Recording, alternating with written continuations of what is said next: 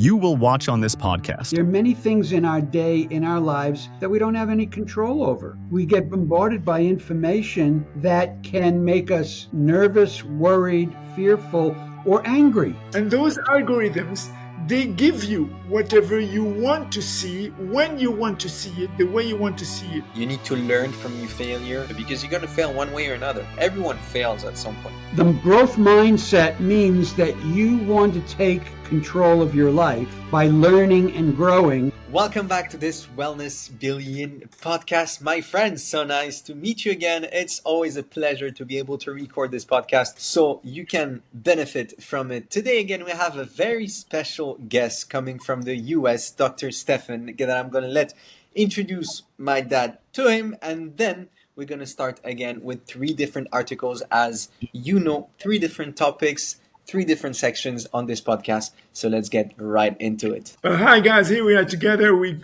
Dr. Geffen Sideroff. Is it Sideroff, Dr. Geffen? Sideroff. Sideroff. Is it from Russian's origin or somewhere around? It is from a Russian origin, yes. Fantastic. So you're going to tell us about this outstanding culture, because they have a very rich culture over there. Maybe you brought some in the US. Well, Dr. Geffen, we're going to call you Dr. Geffen. Do you mind? No. Fantastic. So Dr. Geffen is a renowned psychologist. He's a professor at UCLA Geffen School of Medicine, and he's the author of the 9 Pillars of Resilience. He specializes in resilience, stress management, and peak performance. Here is the book.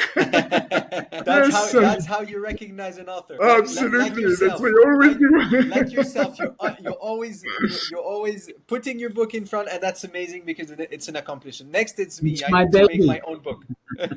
Well, Dr. Geffen is helping individuals and organizations improve well-being and vitality. He had a distinguished career in clinical practice, academia, and consultancy, working globally with individuals and organizations on resilience, personal growth. He has also hosted summits on longevity, which is a subject that is deep to my heart, and summits on leadership, interviewing top experts in the field. He has a doctorate in psychology and has conducted pioneers research on brain behavior relationships. And so, Dr. Geffen, we're so happy and honored to have you here today with us, because stress is the entry door to all sickness. So if you know how to handle it, we think that you might have, and for that you need 9 keys, as I understood. So you'll tell us about it. And please, Dr. Geffen, you have the floor to start reading the first 3 parts of the article that you have. You can read them from your phone or from any device for us to know about the article. Yes, of course. So you selected an article in which I talk about 4 keys to resilience. We can begin by recognizing the importance of resilience. Resilience is about how we adapt to the environment we live in. We all live in an environment, and the environment has to do with our work, our play, the information that comes to us over all the different forms of communication. All of these affect us, and they affect our biology. And one of the key aspects of that is stress and our stress response. You wake up in the morning, do you look for what can go right, or do you look for what can go wrong?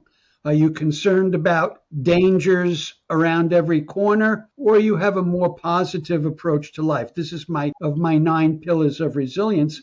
Mindset, how you approach the world. Because if you approach from a place of fear, you are going to continually be activating your body's stress response. And that prepares you for danger. And so when you prepare for danger, your blood pressure goes up, your heart rate goes up, your muscles tighten, you're preparing for fight or flight. We have many stimuli. I'm going to invite you and all your audience to think about your day. You have many stimuli in your day, situations that activate your stress response. Maybe it's worrying about paying a bill, having enough money. Maybe it's worrying about a relationship, a conflict in a relationship. Maybe it's going into a meeting at work. All of these things activate our stress response. But how many times in your day do you have a stimuli that says to you, you're safe, you can relax, you can recover all the resources used up when you activate to stress. If you're like me, I don't have any of those stimuli in my day. So I'm continually activating the sympathetic branch of our nervous system. This is the one that speeds up our heart. It's the one that tenses our muscles. And we do that throughout the day, but rarely do we say, okay, I can relax. I can go into the parasympathetic recovery branch of that nervous system. And so, Yeah, you spoke, Dr. Stefan, you spoke about a mindset. yes. So can you, how can adopting this, your article talks about self-acceptance Yes. as a mindset. You in the article, you speak about a royal road to reshape what we define as success, fast-paced achievements in the world. What are the tricks that you use to raise or put your mindset in a way that you can enter those keys? People realizing that we want to have a growth mindset. This means if you notice something that isn't working for you, you don't feel a victim of that. You say, what do I need to do to learn and get better at it so I have a better approach and I'm more capable? That's the first step, the mindset. The second, we talked about acceptance. And this is very important because there are many things in our day, in our lives, that we don't have any control over. We get bombarded by information that can make us nervous, worried, fearful, or angry. You know, things are happening in politics, things are happening around the world that make us angry. Acceptance means not that I like something, but acceptance means I have to stop wasting my energy with emotional reactions that go nowhere, that don't lead me anywhere. For example, you could be angry at somebody and you're carrying this anger toward somebody else. And you may have a good reason to be angry. But who's suffering by you carrying that anger? Not the person you're angry at. You're the one that's suffering because you're further activating your nervous system, your response, and you're throwing your body more out of balance. So yeah, let's have the opinion of Yassine, Dr. Stefan, about it precisely on the topic of mindset, because youth today are born with digital devices. They're born with social networks. They're born with all those tools that you and I think that they might be stressful. So Yassine, in the light of what Dr. Stefan just said, what do you and your friends or the significant people around you, as far as young people is concerned, how do you react with that? How do you feel with this mindset thing that Dr. Stefan and self-responsibility of handling it? Basically, Dr. Stefan mentioned something that is really important, which is the growth mindset. And today we talk about growth mindset every single day. Me as a social media guy, because social media is my occupancy, I see every day on social media people talking about growth mindset, and I am personally adopting this growth mindset, and I am trying to be able to teach it as well to people on how to get that growth mindset. Because when you see nowadays, and you mentioned it as well, Doctor, and you mentioned about the bad news that are happening in the world, and what people used to do in maybe your generation, my dad's generation, first thing in the morning, turn on the TV and look at the news. But when we look at the news, almost every single time is bad news. So automatically it puts you in a very bad mindset right at the start of your day. So you're kind of conditioned to be able to spend a very bad day. Why? Because right in the morning you saw something bad. But if you start your morning with something positive, when you start your morning thinking about what if I do this, what is going to happen, instead of I shouldn't do this because I'm scared I'm going to fail, or I'm going to look at some bad things because that's what the world is throwing at us, it can change someone's life. Personally, when I start my day, I always start with something positive. A simple positive affirmation about myself. What am I grateful for today? What did I achieve? Or it's going to take me maybe 5 minutes. 5 minutes right at the start of my day. But this is going to condition my whole day. My whole 12 hours of work. My whole 12 hours of meeting with friends or whatsoever. This conditions gives me the power to transmit that message to over more people around me, so I make them happy as well. And I strongly believe that my generation is starting to pick up this growth mindset thanks to social media, because we know that it only takes one thought in the morning to have a good day or a bad day. Yeah, well, bear in mind, Yassine, that we are plunged in, we are heated by 80,000 information as far as the environment is concerned every day.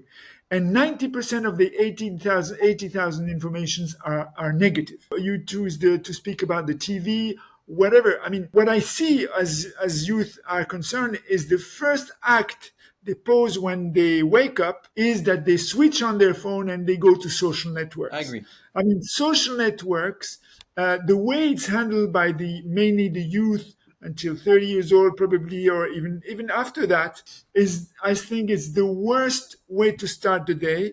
And you are right when you're telling me that you leave your telephone on the side and you're doing your routine, you're doing the thing, but you're one of 1 million to do that. Yes, I agree. But there's one thing. There's one thing. You control what you see on social media. Social media doesn't throw. I don't think so. Yes, I don't think you do. I think social media, Yassine, I think social media is ruled by the rule of algorithms. Yes. And those algorithms, they give you whatever you want to see, when you want to see it, the way you want to see it. I mean, it's not of a serendipity that some elections are handled by social media, because they bring to people some knowledge to make them thrive and go toward an idea or another one. And social media is not the only thing. I mean, 90% of the information that is handed over to us over the media, whatever media it is negative, because it brings eyeballs. So I was young. I was U.S. educated also, and the first piece of education I had on mindset was about the thermostat. The teacher was telling us, listen, guys, you have a thermostat in your brain. So it depends where you put it. I don't know. I'm talking under the authority of Dr. Geffen, who is the greatest specialist maybe in the world. We have a thermostat, and this thermostat is conditioned, but our personal way, the personal way we see life. And with social networks, we are trapped in a wave that leads us to where the social media wants us to post the eyeball. It's not our decision. It's theirs, because they know us better than we do know ourselves. Dr. Geffen, what do you think? I don't think either of you are wrong in what you're saying. From my perspective, the key is always, where do I ground myself? Do I ground myself right here where I'm choosing my value system, or do I ground myself out? So part of mindset is me finding, when you establish your own beliefs of what's right and wrong, source of that information to support us and give us help in that guidance summit that I decided I was going to do. And I did it live, by the way. Thing that happened during that first experience with leaders. Well, the first thing that I was hoping, but was a challenge, was that everybody would show up. But all of them, what was great about it was all of them shared their most important information to my audience. And that was surprising and enlightening. And it showed me that I can do something like this. And that was tremendously growthful for me. So I challenge everybody in your audience to have that courage to overcome your fear of failure, rejection, and take that step, because you're going to succeed. And from that success, you're going to feel better about yourself, and it's going to make all the next steps easier. I couldn't agree more. It's you have to fail to be able to be successful. You need to learn from your failure. And I always communicated as well on my social media is that failure is not, failure is part of the process. You need to learn how to fail. You need to learn from your failure so you can succeed after, because you're going to fail one way or another. Everyone fails at some point. So I agree, yet I have a slightly different perspective, because I never use the word failure. So to me, if you're starting out doing something and it doesn't go the way you want it to go, that's not failure. you're getting information. Every step is a growth step because Definitely. it's giving you information that lets you know, even if it didn't work out, you're discovering what doesn't work. So that helps you choose what might work. So Definitely. I actually never use the word failure. The only time I use the word failure is if you give up.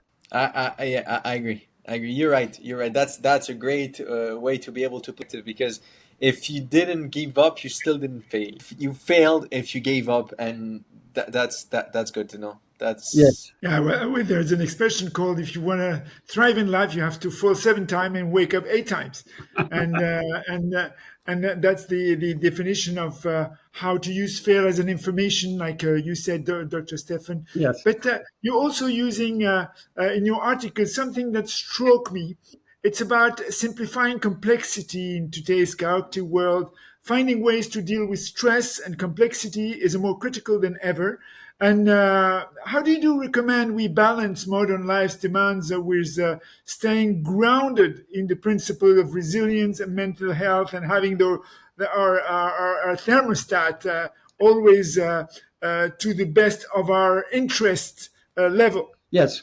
Well, let's go back to the what you asked me earlier about acceptance, because acceptance is one of the keys. You know, most of the time we don't accept ourselves. We make a mistake and we say, I should have done better. Or I should have known how to do this. And it's as if we're on this path in life, and wherever we are, we feel we should be further along. I should be better. I should have done more. And we're always saying, I should be here when we're here. And I say to people, it's impossible. You can't be in two places at the same time. If you're here, you can't be here. And so when we feel we should be here when we're here, we're literally undermining ourselves. We're saying there's something wrong with me, that I'm here and not here. That's why at the very heart of resilience, you want to begin by accepting where you're at. It doesn't mean you like it. It doesn't mean it's where you want to wind up. But right here, right now, I can't find my keys because I'm so distracted. When I put them down, I'm not paying attention. So of course I'm not going to be able to find my keys. That's where I'm at now. I'm a very distracted person. Accept that. Now, how do I get better? How do I move along this path? And if you want to be here, the fastest way to get here is by first accepting you're here, because then you're not undermining yourself. You're not feeling bad that I'm not doing as well as I feel I should be. Here's where I'm at. Accept it. Love yourself. Support yourself. That's how you move forward. So acceptance is so important. Yeah, you were saying something about the body. I came to read a book. I think title was "Have Fear and Do It Anyway." It's by a lady in the US. I don't remember her name. And in this book, I found something. It was about 20 years ago. And in this book, I found something very interesting. She was saying that our cells have a memory. Each and any of our trillion cells of the body has a memory. So whenever you think, your cells embed your thinking, and like a decentralized network, they put it all over your body, and that's how you become sick. That's how you bring sickness to the most fragile part of your body because of your DNA or for whatever happens.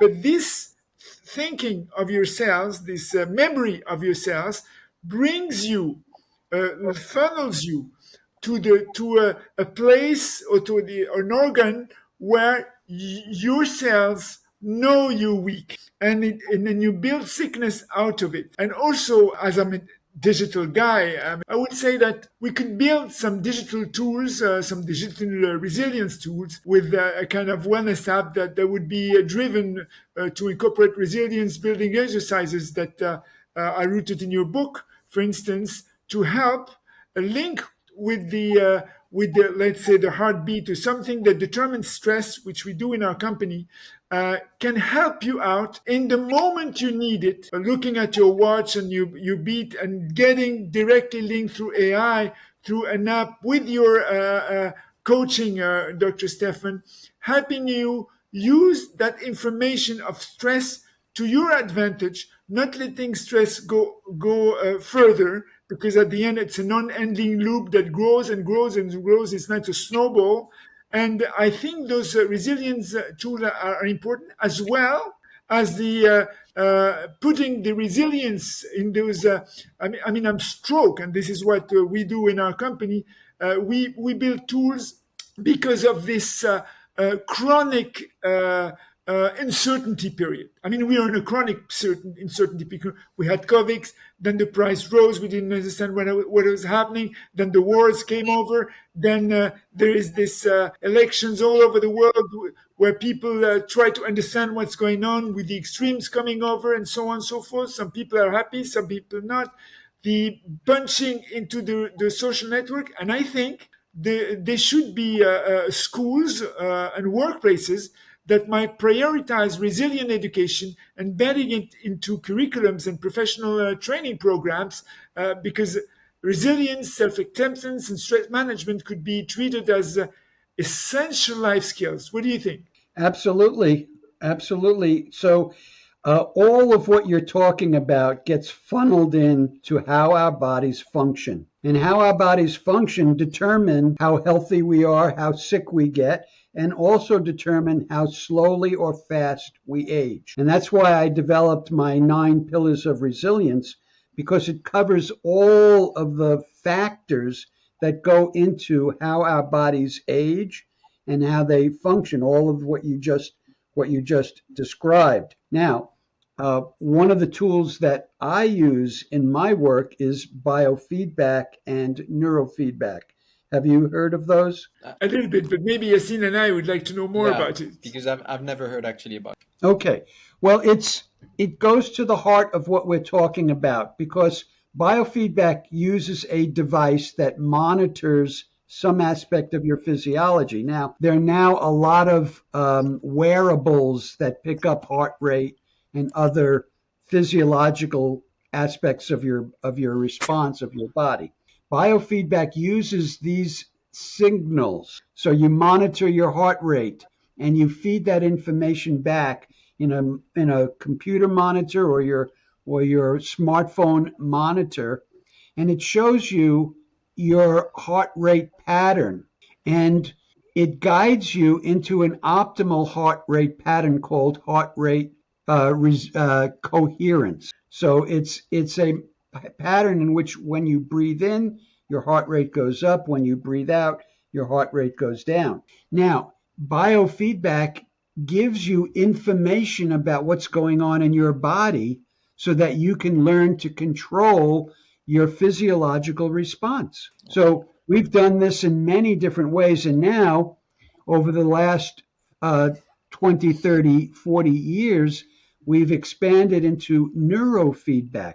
Here you're monitoring brainwave patterns, and you're looking at using the computer to analyze the heart rate, the brainwave patterns, and you can actually see when they're in the proper proportions and perspectives across frequencies, or when they're out of balance. And when they're out of balance, you get the signals from the computer monitor showing you in real time what's going on in your brain, and you could learn to control that. So a few years ago, we went into a drug treatment center and we introduced the neurofeedback to these patients, and we got significant improvements in abstention rates.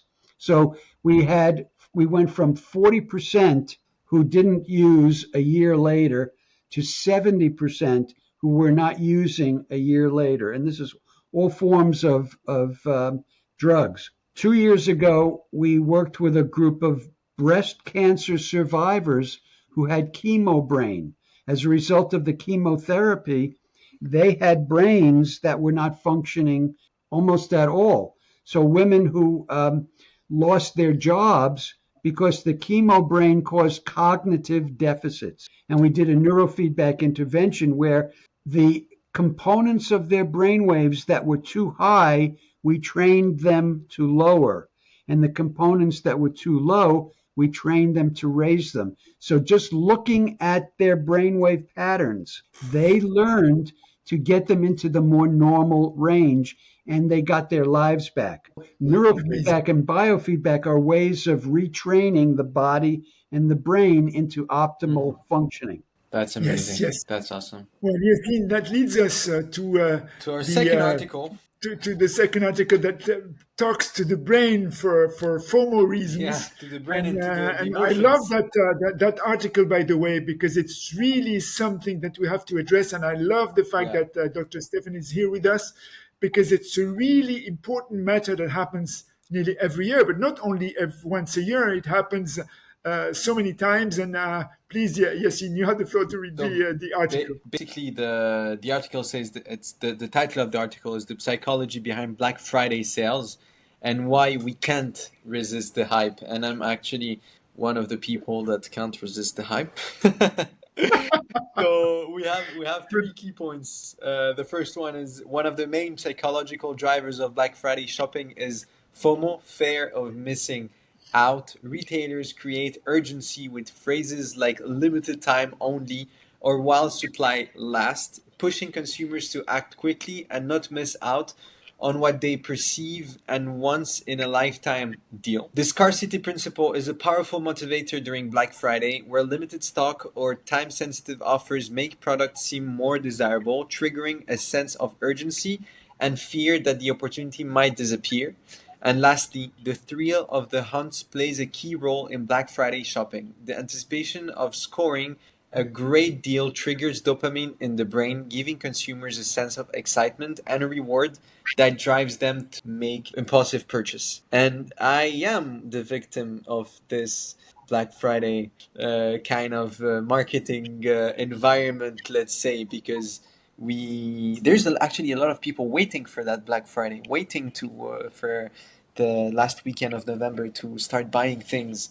And I'm just going to tell the story of what happened this year, actually, what happened to me this year. I was waiting to buy tons of things during Black Friday, and I made my shopping cart for like a week before and just waiting to order on Black Friday. And when I actually wanted to order on Black Friday, nothing was on sale. They just put red prices, but it was the same price. And I was like, well, You were trapped. I waited for nothing. I thought I'm going to get a good deal. I thought I'm going to save some money. And at the end of the day, nothing. And actually, there's a big psychology behind this. I would love to hear you, Dr. Stefan, about this. But then Dr. Stefan, the Black Friday taps into fear of missing out to push consumers into action. How does this constant sense of urgency affect our mental health? And what strategy can people use to resist these emotional triggers? Well, the first question I have is, Yassine, did you buy those products anyway? I did. I needed them. I was just waiting for a good deal, but at the end I did. Well, I think what the key there is, you were looking at products that you actually needed, and that's an important distinction, because Black Friday is designed to have you buy things that you don't need, but you get excited about them because you think this is what everybody else wants, or it's such a great price, I got to buy it. So I think that the media is very successful for all the reasons that you identified there. Fear of missing out. There's the excitement of the hunt. And it does create an excitement inside of us, which activates the dopamine reward systems in our brain. And so there's the reward of the activation of the neurotransmitter dopamine in our brain. And, this is behind all kinds of addictions, is that what's going on triggers the activation of our reward centers in our brain. And so, the media and the sales companies, they're very successful for all of those reasons. I think what I said earlier is the most important thing, and that's everybody has to decide, do I want to be in control of my life, or do I want to let the media, the advertisers, the marketers control me, because if I don't have the intention to resist, it's going to be more difficult to resist. And so one way of resisting is to not even watching all of these advertisements. How? What's that? How can you not watch the advertisement? It's all over social media and TV, every. Well, that's about it, because what Dr. Stefan just said, we're talking about Black Friday, right? If you look at the marketers today, they put FOMO everywhere. And the first trigger to your dopamine is like, look at TikTok. I mean, people now have this muscle, you see this muscle, get very, very strong because the dopamine forced them to change the screen every single 2 seconds to have a new image and to look at what's going on in the world and to look at the new fancy things. And so this is the worst dopamine at the end, because you get addicted all year long. Okay, you have the Black Friday, you have the Mother's Day, the Father's Day. Don't forget the Father's Day, by the way. You have the Secretary Day, you have the Women's Day, you have Marketing. I mean, all the days in the world to bring you to buy something. The Black Friday especially is a FOMO thing. I agree with what the article says, for 2 reasons. The first reason is that dopamine is directly linked to pleasure. And we usually in life look for pleasure or avoid pain. And by the way, we avoid more pain than we look for gaining pleasure. Maybe Dr. Stefan will talk about it. But I believe that 80% of the time we do things to avoid pain. And then when we have pleasure coming over a corner and we look at it and it's in our hand reach to go and grab it, the dopamine spikes. And this dopamine tribe, it's a trap that is nearly a scoring, is handled through scoring. I mean, I can assure you, Yassine, I saw articles about it, and we know because our engineers work on it, to avoid that particularly, dopamine in the social network has a score. They can score your dopamines, Dr. Stefan's dopamines, and mine. Whether I think the level of Dr. Stefan's dopamine will be low, but mine will be average. Your might be higher. Maybe you'll educate it. It is to say that again we come back to what Dr. Stefan was saying in the beginning. It begins by us and ends by us. Yeah, I think that all of these things trigger dopamine, trigger our desire. FOMO, all of this, it starts with you making a decision. Do I want to be controlled by all of this outside media? Do I want to give in to my reactions to what's going on, or do I want to find my own path and my own direction? That's where it begins, because it begins with you making choices.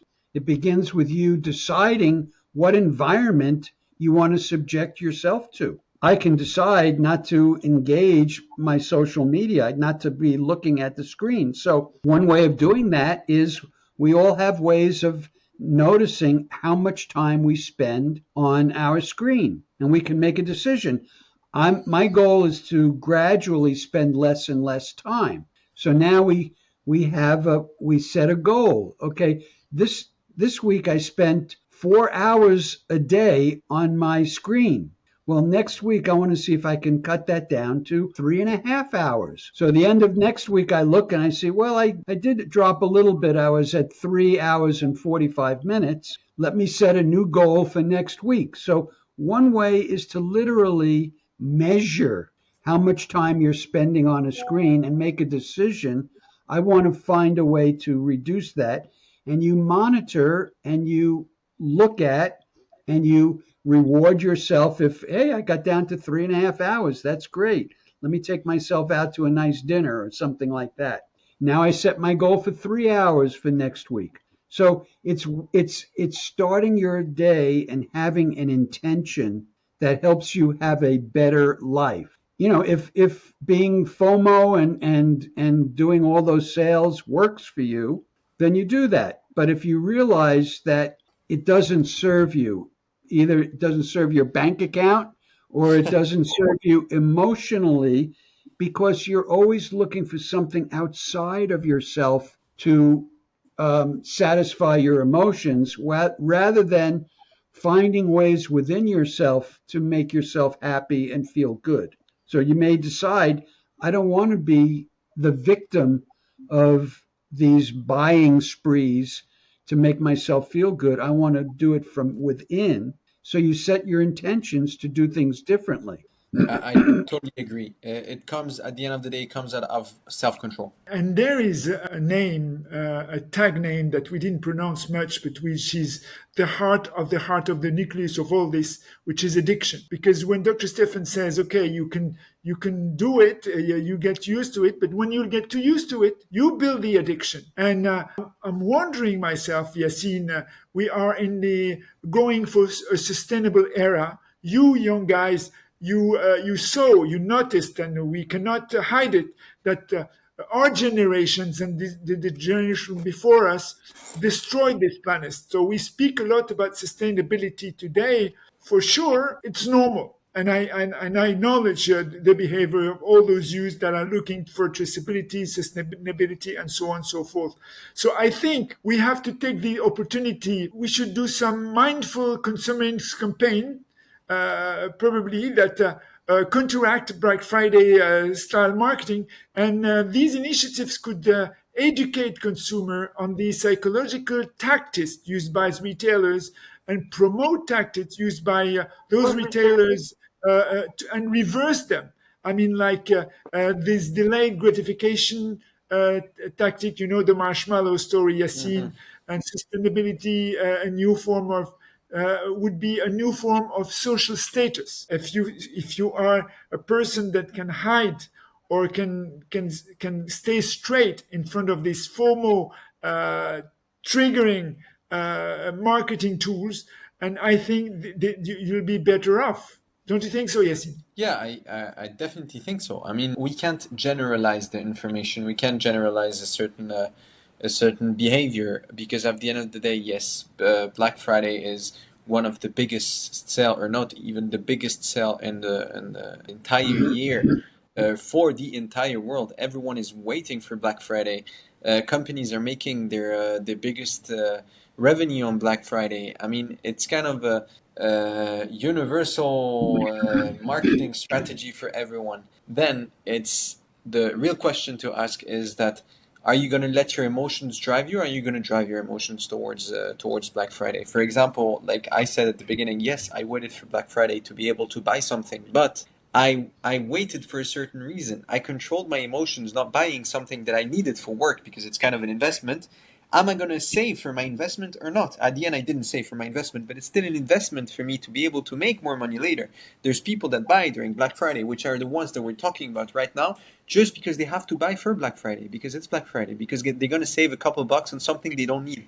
And that's where you need to control your emotions. That's the hardest of all. And because of social media, again, it's very hard to be able to control your emotions, because you can be scrolling on social media and you can see a certain product that looks appealing that you never thought about, and then you're like, oh, there's a big sale, Black Friday, let me buy this thing, and it's like $10. But then you see another one and it's $20, and then you see another one, $10, and then you find yourself spending, I don't know, like $300, $400 on some stuff that you didn't even need, just because they knew how to control. Yeah, and so you say self-control, but self-control is very difficult. I know that my addiction is sugar. Now, if I have sugar in my house, I'm going to have very tremendous difficulty with self-control. So I've learned that if I want to stop eating sugar, I have to not have it in my house. I have to not buy it. So my approach is, when I'm in the supermarket, as much as I want those cookies, I stay away from that aisle and I don't buy the cookies, so that when I'm in my house, I'm saying, where are the cookies? Where are the cookies? I can't do anything about it because they're not in the house. And so a lot of times, if we want to make changes, we have to be strategic about it. We have to avoid the stimuli that we have great difficulty resisting. And so that's why I said earlier, it may mean around Black Friday, you stay away from all the advertisements because you may be more susceptible to them. So I'm controlling my response by not putting myself in front of those stimuli. Yeah, and something happened to me lately. By the way, last Friday, I was looking at the screen again of my phone, looking at shopping some things, and I found out that one of my friends was talking to me about an app that allows you to compare the prices of the same article or the same good or the same whatever object you want to buy in a manner that you look for it in all over the web, and AI gives you the level of prices in different countries, different cities, etc., for you to be able to choose an alternative. And I found out that this one item I wanted to buy on Black Friday was half the price of Black Friday in another shop in the same city. Can you believe that? It was in London, by the way. And it was the same item. And it was not on Black Friday. It was a normal shopping. And I said to myself, gosh, those Black Friday guys are so powerful in marketing that they make you do whatever you have to do. And AI helped me got the product at the half price. And then I said to myself, okay, listen, I thought about an idea that in the near future, AI could revolutionize shopping by offering personalized recommendations that would be based on individual well-being instead of creating FOMO or urgency. And this platform might also prioritize health, sustainability, and mental wellness, transforming the way people approach consumption. And I think by doing this, we have a platform coming out that addresses nutrition with metabolic diseases. And the entry door is, in fact, you're right, Dr. Stephen, this is why I love you, by the way, is stress and sugar. And the two doors are detrimental for the body.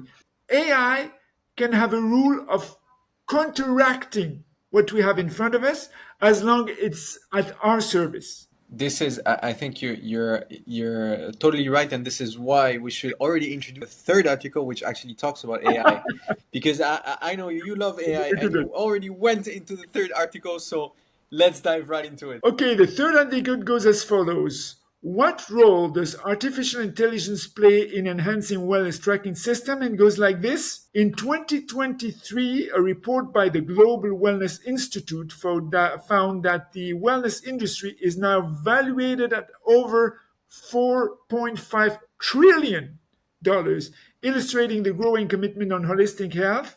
A study conducted by the American Journal of Preventive Medicine revealed that individuals using wellness apps lost about 6% of more body weight than those who did not track their health, highlighting the power of data in the driving positive lifestyle changes. And thirdly, AI-powered predictive analytics and machine learning technologies are enabling the creation of highly personalized wellness insight, helping users make more informed decisions about their health based on real-time data and trends. So the world trends is exactly what I was referring to in the precedent article. So to that, Dr. Stephen, what do you think about how AI can help have a more, I would say, AI and getting data from your own self, like you mentioned earlier, helps you, let's say, prevent or handle it better to prevent, I would say, a cascade of non-voluntary incidents that make you live shorter or whatever happens. I think that there's tremendous potential here, and you're talking about measurement. When I work with clients, I find that when they tell me about their behavior and their thinking, they're not accurate. They will exaggerate one way or the other. They're biased. However, when I have them monitor what's going on in their body, their physiology, or if it's somebody that has a weight problem, and I have them monitor what they eat, they're always surprised that they eat more than they thought they were. But secondly, when they start to monitor on a regular basis, they begin to eat less because they're paying more attention and they have the actual evidence. So measurement is very helpful in our becoming healthier because we actually see the levels that we're at. And when we see the levels we're at, it gives us greater incentive to see if I could bring it either down when that's healthy or up when it's healthy. And so monitoring and measuring is very useful in becoming healthier because it brings awareness to the process. Yeah, Yassine, you go and do your sports every day. You are the kind of guy who measures whatever he does. Can you tell us about your routine and the routine of the people around you? So basically, and I tackled this subject many times because for me it's very important. Dr. Stefan, you mentioned it, is measurement. Measurement is important for one thing, for awareness. You need to be aware of what you eat. And to be aware of what you eat can change actually the way you're going to look at food. For example, I personally calculate every single thing that I eat for a certain time frame. For example, for a month, I take 1 month and I calculate every single meal that I cook at home just to be aware of what I'm putting into my body and the nutrients and whatsoever. And then I have a general understanding my next month when I'm not going to calculate and measure everything I eat. I have a general understanding of what I actually eat in my plate. And when you start doing this, you're shocked about the amount or not the amount of calories that you're eating or not. Again, because people still need to understand that high volume doesn't mean high calories. Low volume doesn't mean low calories. It's all about understanding what you put in your body. And you will never understand what you put in your body if you don't start measuring what you put in. Measure for a time frame. Don't measure every single day. If you measure every single day, you're going to go crazy, and that's not good for your mental health. Just measuring for a time frame of a month or two to understand food can bring to your body, I strongly advise to do this. Mm-hmm. Yes, but Dr. Stefan, with AI-driven apps showing measurable results such as weight loss and habit formation, how can we ensure this technology enhance rather than hinder mindfulness, which is such a critical part of long-term well-being, in your opinion? So, by the way, for many years, I've done peak performance work with athletes. And one of the things with athletes is that they're always measuring.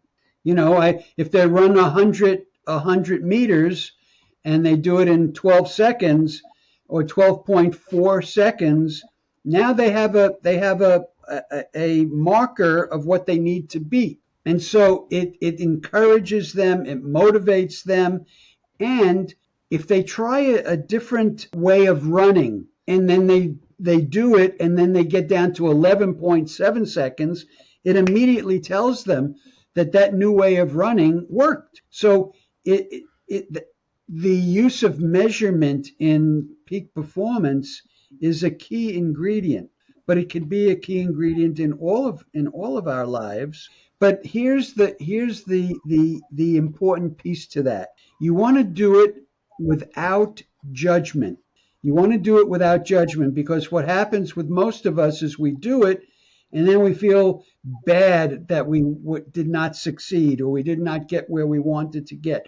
And then we feel bad about ourselves, and then we feel bad about our ability. And so the judgments that we put on any measurement that we make can actually hurt us, make us feel bad, and make us actually resistant to continuing the process because we're afraid we're going to feel bad again. So this is what I learned in my biofeedback and my neurofeedback, is that you're continually getting information about your physiology. When you do something that helps you turn those signals in the right direction, you might feel good about it. But then when they go in the wrong direction, the opposite direction, if you have a reaction to that, oh my goodness, I didn't do that right, that reaction will send it further in that wrong direction. And so it's a useful tool to learn to receive information without making judgments about it. And so here, when we're talking about AI, when we're talking about being able to monitor so many different systems in our bodies, in our lives, it's very important to use it as information where we don't judge. Because the more we can use the information without judging, the more we can go in the right direction. Yeah, you're absolutely right, and I think this AI could help us on resilience training. Could integrate AI tools and that provide real-time emotional feedback and stress management recommendation. Those management recommendations can create a kind of synergy between technology and the psychological aspect of well-being. And these systems might also incorporate AI-driven mindfulness exercises like the ones you just mentioned, biofeedback and so on and so forth, to encourage the balanced approach of wellness. And also on the preventative way, which we defend in our environment of Epineon, the preventative aspect of it is even more important than the curative, because if you come several minutes before it gets to a spike, then you're good. But you have to get to know it, and to get to know it, you have to measure it. So those AI wellness platforms may evolve into global communities where individuals can share insight and support each other. And I think it's very important in this era of AI that people share by themselves information about their health, about their work, about what they do, because the world is evolving so fast that they need to have hints about where it's going to really fight against, I would say, prepare or anticipate, like I say in my podcast, anticipate and share about this chronic uncertainty that is all over around you. And this combination of predictive analytics and social interaction could foster a new and collaborative culture. And I think, when I wrote my book, at the end of my book, I said to myself, well, you speak about AI, very advanced AI, AGI, what it's going to do to our society, how people are going to keep their job or lose their job. What is it about the confiscation of truth with fakes that are all over the place, and getting people into a stress that they would never have imagined. So how to handle this? Maybe it's a wake-up call to tell us, you have other things in life that makes you human than those things that you're looking for that makes you stress. Maybe you have to look at life from another angle. What do you think? Well, you're touching on my second and third pillars of resilience: relationship with others and relationship with something greater. And one of the things we're talking about is how AI and measurement can be utilized by groups of people to support each other in growth. And so you all are sharing information about what's going on from this information network that we're slowly, gradually building with all kinds of measurements. Social support groups can be great to give encouragement, to share what works and what doesn't work, to speed up the process. Again, as long as it's within a setting of support and not judgment. But that could be, we can continue thinking about that into the larger community. So the communities can do the same thing. Communities can be supportive of positive measurements and positive information and sharing, and how to make it happen more readily, because I might have a good solution that I share with you and everybody else, and you start using that, and vice versa. And so networks, we're talking about social media. Here's where social media can have positive benefits. If we have goals of greater health, goals of greater wellness, and then we share what works best. This is a tremendous model for using new technology. Yeah, you see in our social media, and I'll let Yassine conclude. In my social media, Karim Amor, on LinkedIn, I share 2 times a day for 3 minutes information about new discoveries that were done in tech or in health, just to put people ahead of the curve.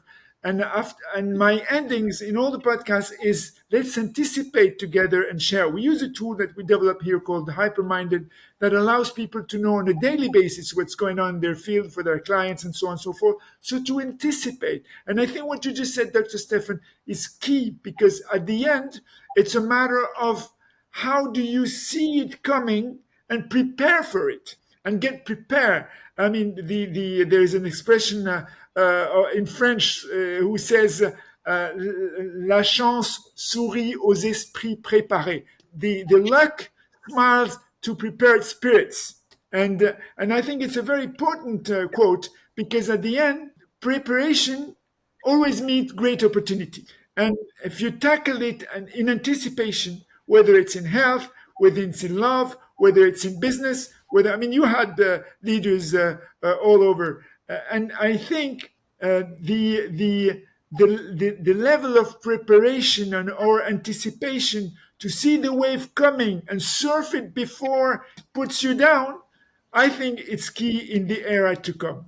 That's awesome. Yeah, it's the way you're gonna use AI to be to measure different things, to measure different goals, to measure actually one of the key points that we mentioned as well at the beginning, your mindset, because I'm pretty sure there's many different AIs that can measure your mindset and it can help you have a growth mindset in today's world. I really hope the audience enjoyed this amazing talk that we had. It's been over an hour that we're talking, and we can keep on talking because these subjects are I will talk with Dr. Stefan for hours. I will listen to him for hours and hours. It's such a profound wisdom. Exactly. It's been a great pleasure, Dr. Stefan. I want to let you the last word. If you have anything to add for the audience. Yeah, where can we find you? Where we can look at your work? How can we reach you to have those fantastic summits that you're doing? So tell us about how we can do that. So my website is drstephensideroff.com, DrStephenSideroff.com. On my website, I have a lot of very useful information for people. But what I want to offer your audience in particular, I want to offer as a free gift, and I'll give you the link. It's my resilience assessment booklet. And in it, I describe my model.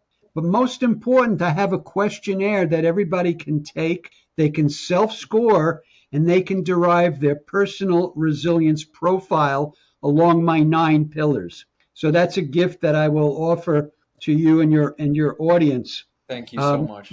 What I'd like to say is that the growth mindset means that you want to take control of your life by learning and growing. And my book, The 9 Pillars of Resilience, is a handbook for your best life. And it's not something that you pick up and you read from beginning to end.